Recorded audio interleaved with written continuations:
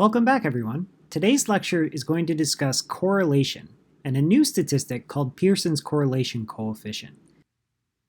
We're going to see some fundamental differences between the types of research questions we asked when doing confidence intervals and hypothesis tests and the type of research questions we ask when considering correlation and soon linear regression. Remember, when we were doing things like, for example, hypothesis testing, we would make claims like, oh, the mean in this population is 100 or more, and then we would use data to test them. So we were really looking at trying to find information about a population parameter. Correlation is a little bit different.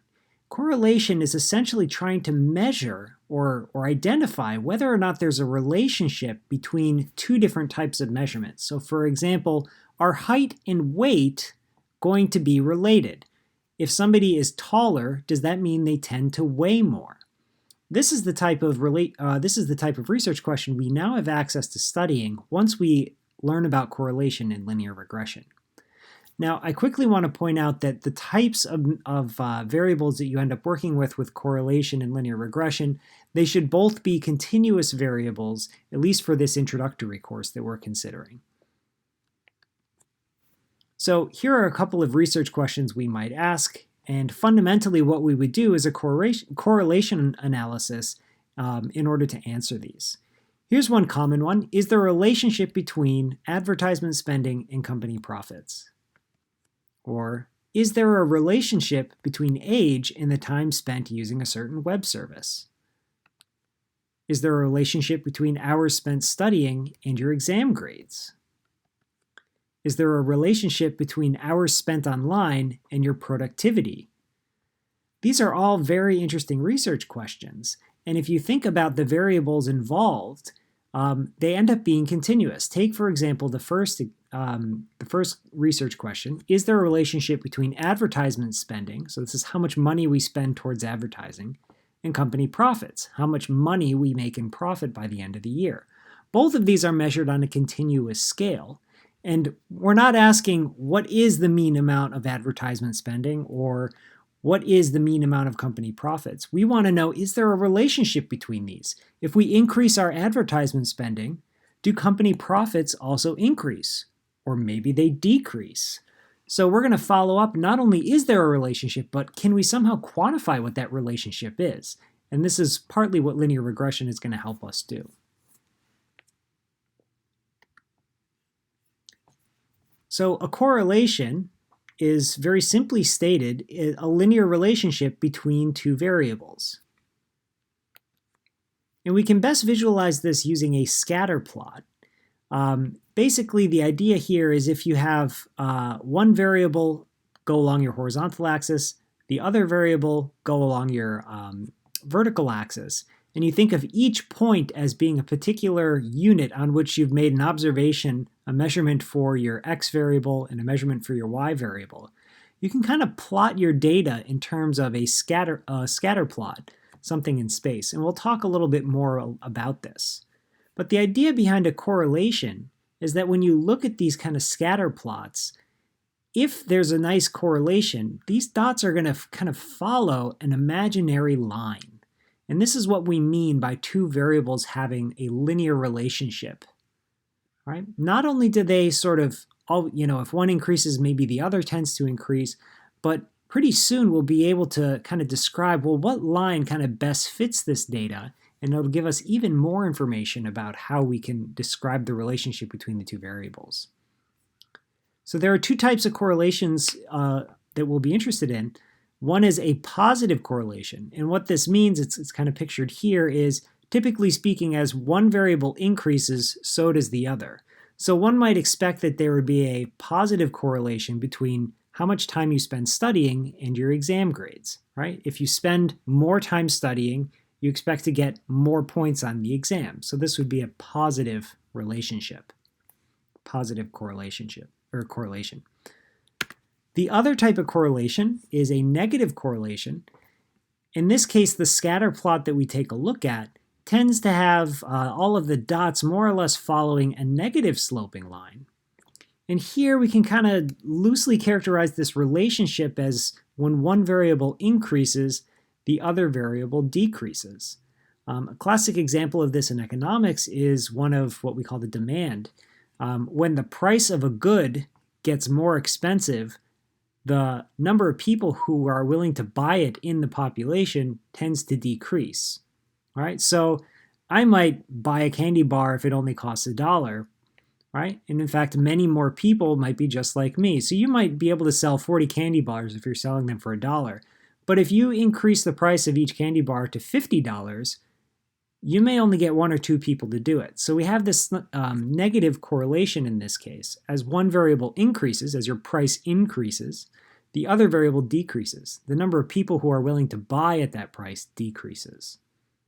So these are the two relationships that we're going to be looking for when we take a look at relationships between two variables. They're both called correlations. They're both linear relationships. The dots are following a line. The only difference is that sometimes the line is positive sloping and sometimes the line is negative sloping. Before we dive into the mechanics and the computations involved in correlation, I want to make a very important point. There's a big difference between two variables being correlated and two variables having a causal relationship. And I want to take just a second here to really highlight the difference between correlation versus causation. And the big takeaway from this discussion is that correlation does not necessarily imply causation. In other words, just because two variables are correlated, it doesn't mean that one variable is causing the other. Here's a quick example. Ice cream sales have a strong positive correlation to the number of deaths by drowning. Right? Now, this is a correlation, and basically what this means to have a strong positive correlation is the more, as ice cream sales increase, we also see an increase in the number of people who die by drowning. Now, if we kind of took this correlation to be a causal relationship, if we thought that correlation and causation are the same thing, what we would conclude is that selling ice cream causes people to drown. And we might be looking for some sort of insane mechanism by which ice cream is causing people to drown. I don't know, maybe they're falling asleep into their ice cream cones, whatever. And this is a purposefully silly example because I want you to see the disconnect between two things being kind of related, moving together, right? Ice cream sales increase, deaths by drowning increase, and having things being causally related, where one is causing the other or vice versa. So clearly, selling ice cream doesn't cause people to drown. There's a whole bunch of other really funny ones that I encourage you to take a look at. You can click on this link if you have the slides open and look at some of these other spurious correlations. These are two variables that move together, right? So there's, as one increases, the other tends to increase, or possibly it could be a negative relationship. But there's a very, just based on the variables involved, it's very clear that there's not a causal relationship here. So what could be happening when there's a correlation without a causal relationship is you could have something called a lurking variable. It's something that you didn't include in your data, didn't consider in your analysis, that could be secretly influencing both of the variables, causing them to either both increase more or less together, or as one increases, the other decreases. Okay, so it could be influencing the correlation. Now, in the case of the ice cream sales, there is a nice lurking variable that sort of explains why when ice cream sales increase, so does the number of deaths by drowning. What's the lurking variable in this study? Pause the video, take a few seconds, and see if you can take a guess as to what the lurking variable is for this correlation. If you guess time of year or temperature or something along those lines, you have the right idea. It just so happens that ice cream tends to sell better when it's hot out, and that's also when people tend to go swim, thereby increasing their risk of drowning. Right? So time of year, it being the summer, or temperature outside, it being hot, is a lurking variable that's influencing both of these variables, causing them to kind of increase simultaneously or move together, which gives us the strong positive correlation. Here's one that's a little bit less obvious, right? The ice cream sales and deaths by drowning, yeah, it's obvious that it's not causal.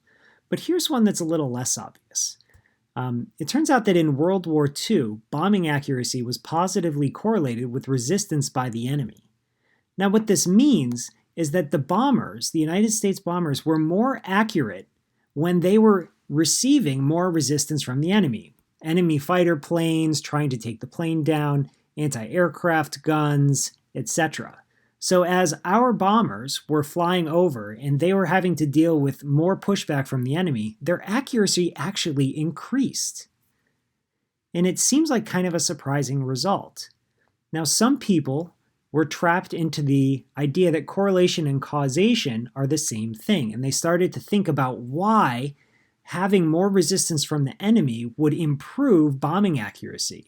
And you started getting theories such as, well, when there was more resistance from the enemy, people were more focused. They started getting into the zone, etc. But it turned out that there was a lurking variable that people hadn't thought of that was really driving the correlation between these two things.